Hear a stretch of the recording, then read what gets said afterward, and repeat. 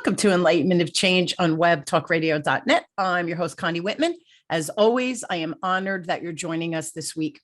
Now, as you listen to the show and hear my guests and I chat about the different topics on change, I really hope you feel my passion about helping you change your perspective so you can clearly see whatever your successful future looks like to you.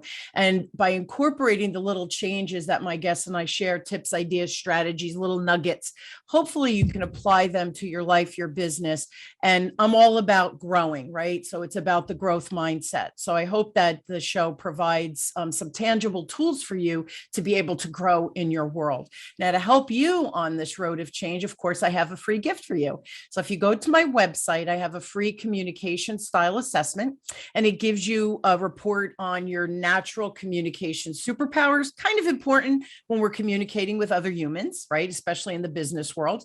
And you also get a report with your lowest score, which is really your blind spot, also kind of important. So we always show up connecting with our clients, people, anyone in our lives. So go to whitmanassociates.com/CSA, my free gift to you. Now, my motivational quote today is by Shep Hyken. And Shep says, show value, create an experience, and always strive to exceed customers' expectation. So every week as I write the intro to the show, I really reflect on my experiences, both on the professional as well as the personal realm.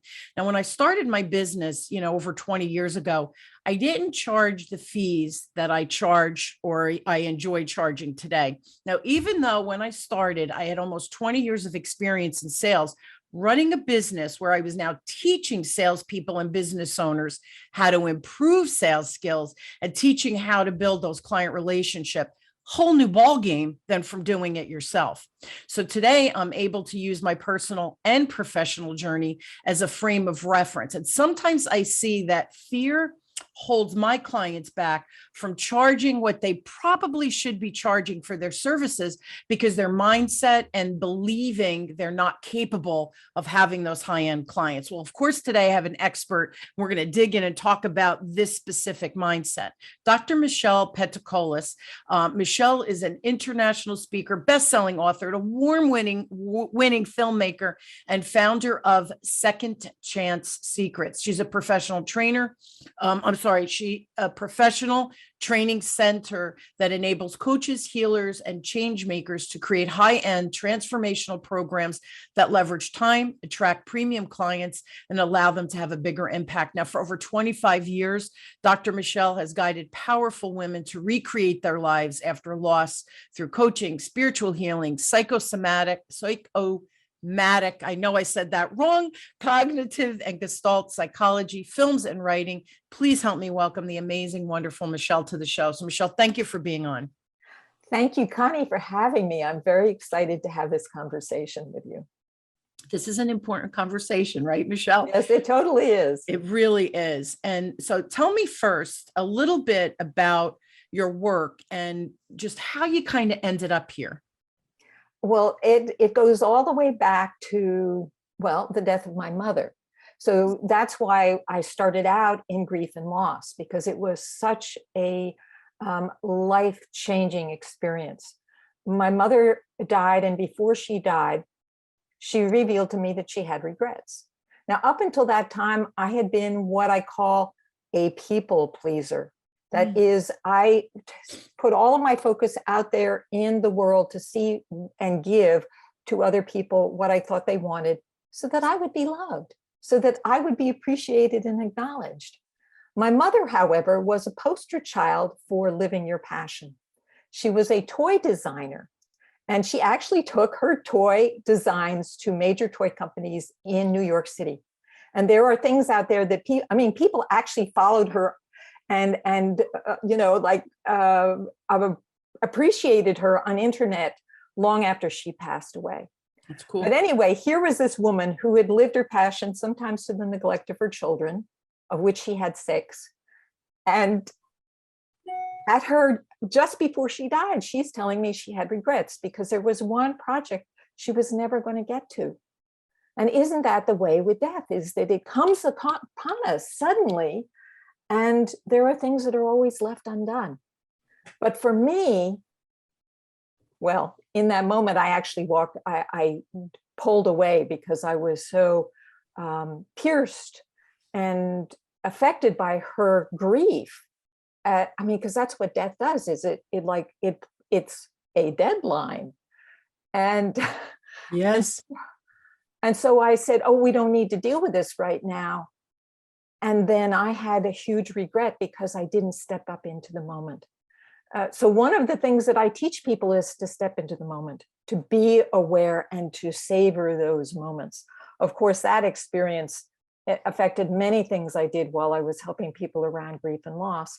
But the main thing was that after I got over my regret, I realized that I needed to live my life, that I needed to stop living the life that everybody else had for me. Yeah. And that resulted in my making a documentary film series about death.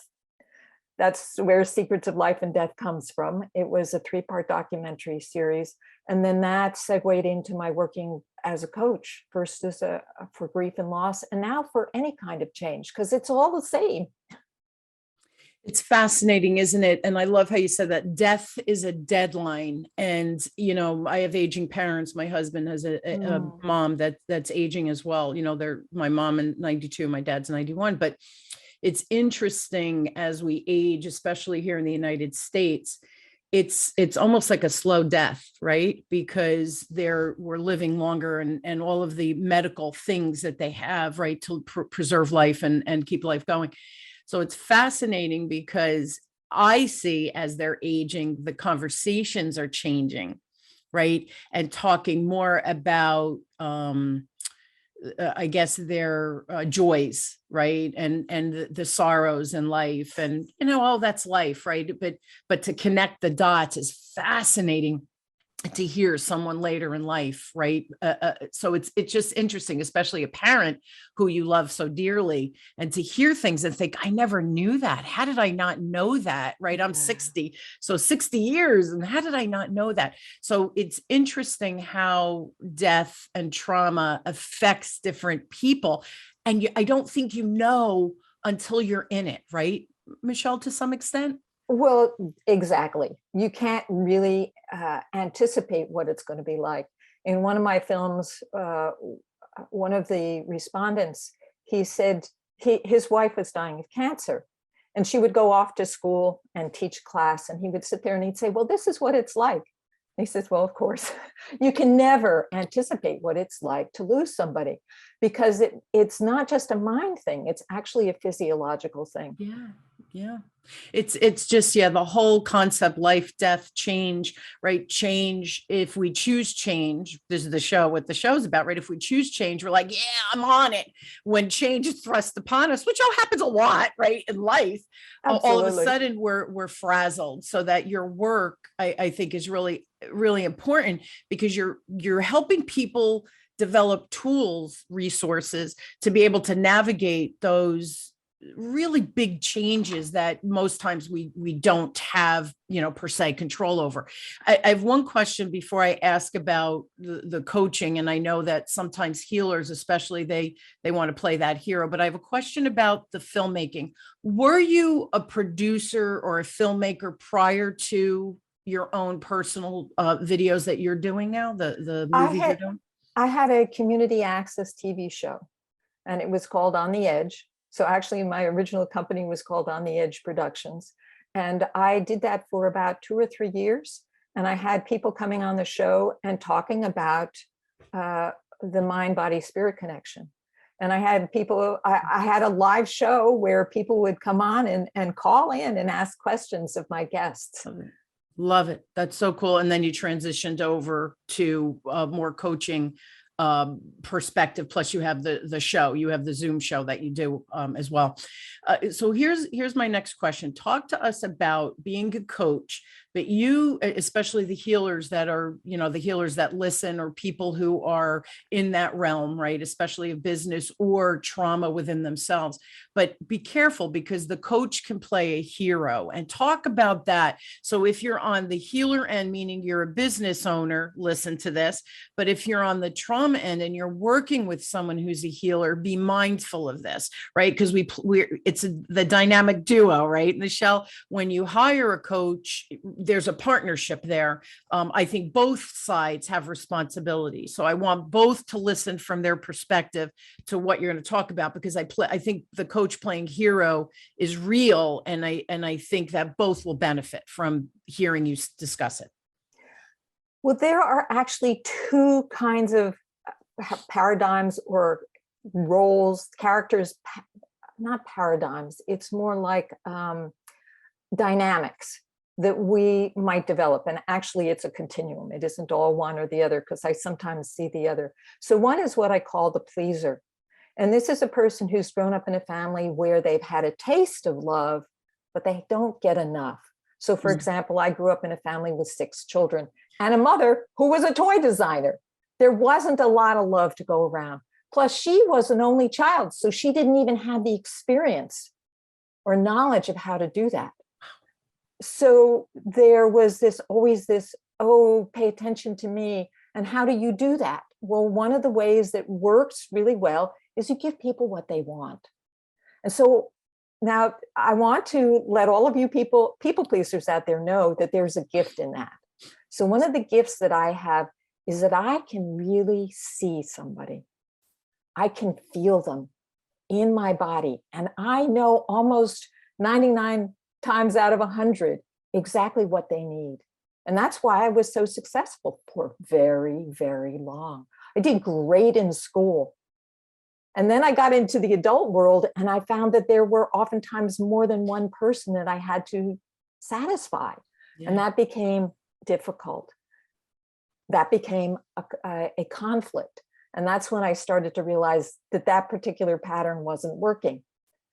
And what happens when you go into coaching is it can be very, very satisfying, in that you seem to be making a difference for somebody, and they are so grateful. Oh, for a people pleaser, this is like it's like cocaine. It's like, yes. You just get really high. But then you also get caught in this dynamic of wanting to be their solution. And you get addicted to that. And the thing is that people don't really grow if you are giving it all to them and you're doing it all for them. The kind of the healers who do the energy healing. And so you have to keep on coming to me so that I can keep on healing you. What I have learned in my journey is that I get much better results with my clients when I give them the tools to heal themselves. And that's the shift that pleasers have to make. Yeah, but that's important, Michelle, because, I said this before we started the show, right? The old, I think it's in the Bible, right? The fisherman feeds the town, and he goes and he fishes, but he never teaches them how to fish. So he dies, right? And the whole tribe dies, right? Or the whole community dies. Whereas if he could teach people how to do the fishing, right? He dies, but the community thrives and continues. It's the same thing with what you're talking about here. We have to give people the tools to be able to flourish on their own, because otherwise I think then we become an enabler, right? Where we're their crutch instead of them trying to stand on their own 2 feet. And not that sometimes people need that. They need that initial crutch. I'm not saying that's necessarily a bad thing, but then at some point they have to gain some tools or use some tools and resources to be able to stand on their own 2 feet and continue to move forward, because, we can't depend on someone all the time. I think we have to depend on ourselves, but we need to learn what that is to be able to stand on my own 2 feet, whatever that means, right? So talk about the flip side. Why is playing the hero not in the best interest for the client? I want the client to think about this if they are working with an energy healer. Maybe what are some questions they should be asking so that they can learn the tools to be able to do it for themselves? And then I want to talk about the money mentality with that Right, afterwards, right. because that's the lead in, right? So it's also difficult for the person who is the client, because they're coming with a problem and they do want a solution. It's Yeah. like all the way goes back to childhood, and you want that attention. And I'll tell you, a pleaser can really, really make you feel loved, because that's what they want. And so they really know how to make you feel like you're the sun and the moon. And if you've grown up feeling like you weren't good enough, or you weren't valuable or worthy or smart enough, they will be like a drug to you. They'll be addictive to you, and you want to keep on feeling it. And then when you actually have to break that connection, you go through another grief. But if you are given the tools, and I'm not saying that's easy for a healer to know how to transform what's their magic into action steps and experiences that will grow your client. And that, of course, is the work that I do, is to help create that kind of curriculum based on your particular genius. Yeah, because here's the thing, right, Michelle? That's the fear of, if I teach you how to do it, I teach you how to fish, then I'm going to be out of the job. And the That's reality is that's the furthest thing from the truth, because as people develop skill, you're still ahead of them in the skill development of whatever that skill is, right? Whether it's energy healing, muscle testing, Akashic records, whatever, it doesn't matter, right? If in the healing world. But your ability is still more advanced than the person you're teaching those tools to use for their own benefit. So you could end up working with people for 6 months, let's say, or a year, to be able to teach them fully to thrive on their own. That's number one. But here's the kicker. When you do that, when you teach that community, or those people, your clients, your patients, whatever format you're rolling in, right? All of a sudden they're bringing people to you because you got the results for them. So the level of abundance and financial wealth that finds you becomes exponential versus playing it close to your vest. If I teach them, I'm going to lose money. It's actually the reverse. So it's counterintuitive, but that's the reality. So do you work with your clients with that as well? Of course.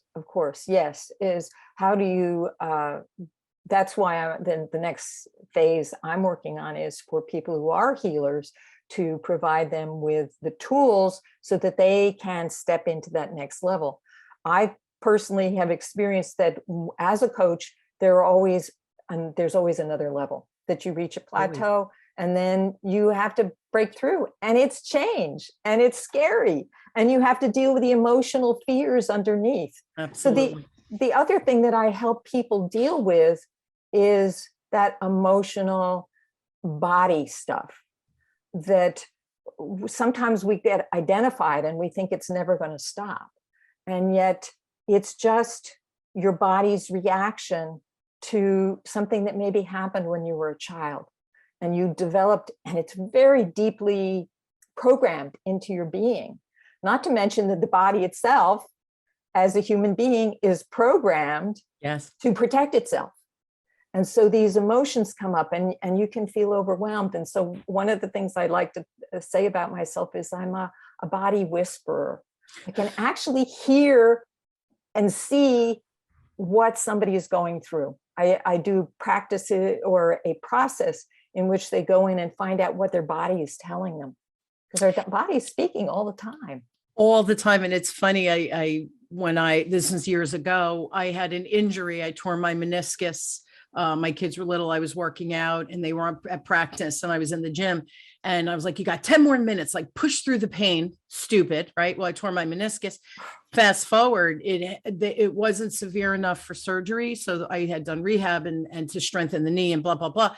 But years and years, every time I was under stress, or every time, I'm a doer. If you put a brick wall in front of me, Michelle, and say, Connie, you have to get through that brick wall to get to the other side, I will break through that brick wall. I will figure out a way, right? I'm just a doer. Pull up your bootstraps and do it.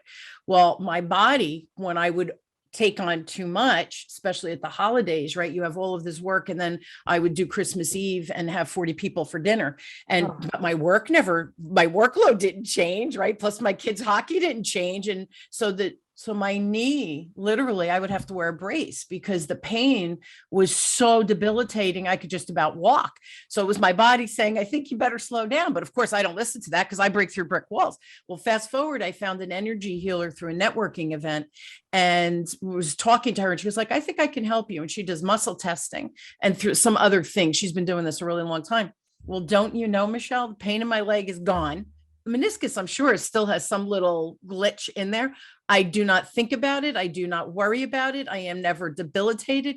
It's gone. And it came back from something that was in my childhood related to money, but how I go, right? Thinking I have to stay ahead of everything. And the pain lodged in my leg, but it's all the mind, body, spirit. It's everything we're talking about. It's connected, man. And if you don't address or listen to the body, which I didn't, right, until I found these energy healers to help me, it's fascinating. The cool thing too is, Michelle, with what you're saying, like you teach people, right, how to create those high-end packages and how to find those clients and all of those things. So you're teaching them how to thrive bigger in their practice. She taught me muscle testing. She goes, you don't need me. You can do this, but you had to teach me how to go through. So I know when my body's off, I do the muscle testing and then I know how to move forward, but it's tools that were taught. I sent her a lot of people because miraculously my knee doesn't bother me anymore. Right. So it's all connected and we end up making even more money. So that's my next question. You take the healers, right? That's really your demographic of business owners. And you help them step up into the higher end client. What does that involve? Because I know a lot of people are listening saying, oh, no, high end clients, no, not for me. And really, we spend so much money on nonsense. Healing your mind, body, and spirit really should be paramount, I think, in the money we spend or included in the money we spend, because it just makes us flourish better out in the world, right? So, of course, I'm already an expert in healing those emotional wounds. Yeah. That's what I was doing with all those people around grief and loss. I discovered that all the griefs are connected. And so whatever the grief is in the moment, it's connected to the two things that happened in the past. It's almost like you're repeating this pattern over and over again in order to heal.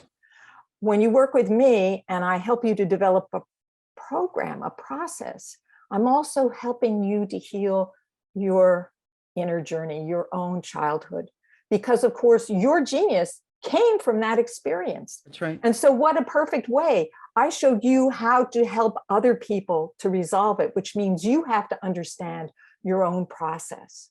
And you have to also recognize and fully acknowledge your genius, but also let it go. That is, give it as a gift to other people. And it is a gift and we should get paid for our gifts, right? Everybody Absolutely. can't do what we do. And I think, Michelle, too, I know I say, like, when people say, oh my gosh, that was brilliant. And I think it was, so, right? Like, you didn't already know that? And they're like, no. I'm like, really? So we think that everybody knows what we know. And it's the furthest thing from the truth. So we even minimize our superpowers because we think everybody could do it. And that's the furthest thing from the truth. Why did you choose to up level your own work with high-end clients? I'm curious, what was that pivotal moment for you? Well, for me, I was simply not making enough money charging $125 an hour. It just wasn't working because you have to spend so much time and effort attracting new clients. And boy, in this period of COVID and shutdown, having to attract clients not face-to-face is a whole new game. It's a whole new way of connecting with people. And I think we're still figuring that out, not to mention that everybody has still, on a societal level, has been traumatized by this virus, this pandemic. And the trauma keeps coming. And the trauma keeps coming. I know. It's just like, is there going to be any end to this? But we have to learn to adapt because that's what the universe has given us. And we have to adapt. We have to figure out, okay, so where do we go from here? And yes, that emotional child inside is going to be freaked out and scared and say, oh, I'm doing it wrong or whatever. That's part of the journey of the evolution of who you are, of where you were meant to be. And how does the high-end client actually better serve the client, your client per se, right? Well, the high-end client helps you up level. So not only are you up leveling by coming up with a program that's going to leverage your time, that is, that maybe a group program or self-study or whatever, it's going to leverage your time. You don't have to be there every minute. But also, you're raising your prices. That takes a lot of up leveling. Yeah. The client itself, when you start getting premium clients, they demand more of you. And I've been in that place where, oh, I want the little poor, helpless basket case to work with, because then I'm superior, right? But when you have a high-end client, like suppose you have a client who actually makes more money than you do, and that's okay because you know certain things that they don't know. That's right. That's right. You still have a zone of genius that they don't, and they need you, right? Just because they're making more money. It's funny when with my corporate clients, I teach sales, right? And we build a culture and all those things. A lot goes into it. But then on the flip side, one of my non-negotiables when I work with, with any client, but specifically with corporate clients, is they have to use a behavioral model. It doesn't have to be mine, a communication model. So I could teach people how to communicate effectively with a tool, right? Because it's tangible then and it becomes duplicatable. So that's one thing. And the other one is coaching.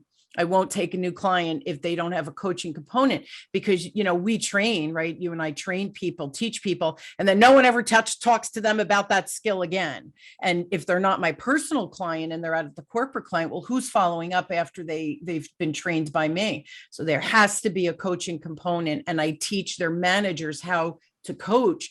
And the reality is sometimes the employee is better than the coach at whatever that skill is. They're better on the phone. They're better live presentation. They're better at their writing skills, whatever it is, it doesn't matter. Well, that doesn't mean you can't coach the person, because there's 100 things that they don't know that you do know that they need to do, right? And your zone of genius is going to help them. And oh, by the way, help them help you become a better writer. We can do this cross coaching too with our employees or with clients that make more money than us, but we have our zone of genius that they need to maybe help them scale to the next level or get the next promotion, whatever it is that they're looking for in their career. So it's so tangible, really, when you break it down, right, Michelle? It's just logic. You have to approach things from a logical perspective. I think the other thing about having a high-end client is that it changes the way in which you see yourself. Yeah. It changes you from the inside out. So not only do you have to meet their expectations, but you know what? They're actually easier to work with. I don't know if you've ever worked with, $195 clients, but they demand a lot of you, and they do very little of the work themselves because they want you to give it to them, that little spoon of the magic. And yeah, I'm with you. My clients, they know they need help, right? So there's a knowledge of, I don't know what I don't know. So I think you're the one that can help me, right? So they're coming to the table already proactive, if you will. And then, because here's the thing, and this, changing behavior, working with clients, helping them change their behavior to be able to create whatever it is they're looking to create with ease, right? And make more money and have the life they desire, right? We have to craft that. We're all in control of that on our own. We just need help along the way. So my people come, they're proactive. They know they need help. They know they're leaving money on the table, and they're ready to put the work in. People who think, well, can you do it for me? No, I cannot.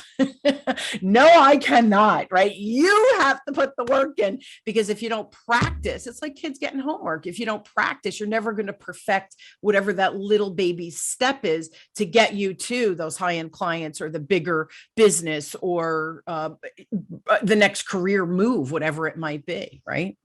Well, absolutely. And you can only learn it through practice, through actual experience. That's the only way these bodies learn new things, is through experience.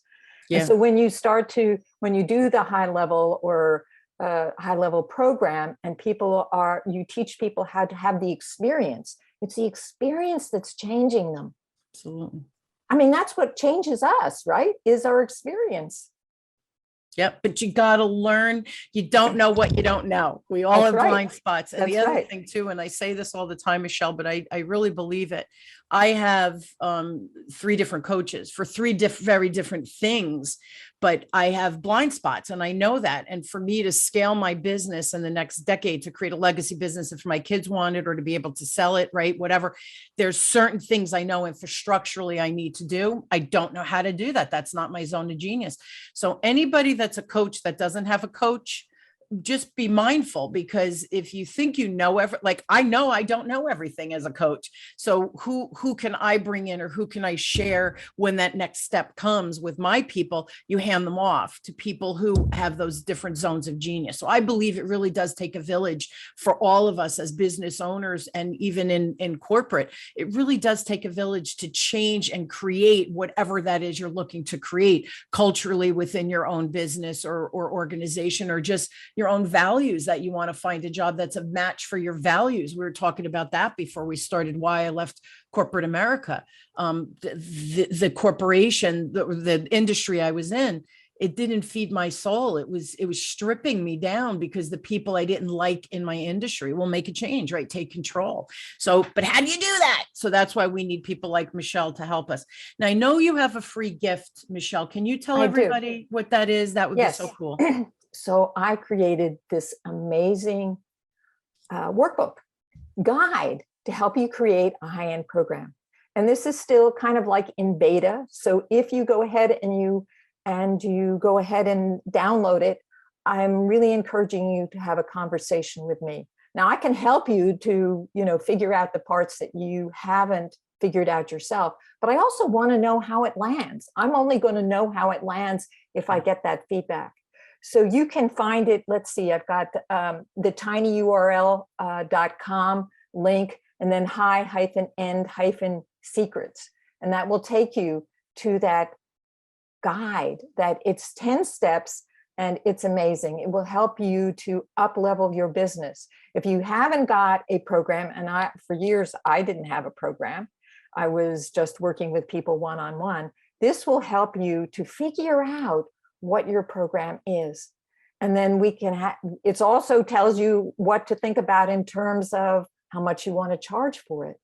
And you need to have a conversation with me, because I guarantee you're going to charge too little. Yeah, we do. Oh, I can't charge that, right? Again, that neck and a record player, Michelle, we all have it, darn it. And we just have to keep taming it and quieting it and say, I'm turning you down now, right? Because I know what I need to create. We will put that link, everyone, on the show notes so that you'll easily be able to find Michelle's free gift. Thank you for doing that, Michelle. I love giving things away.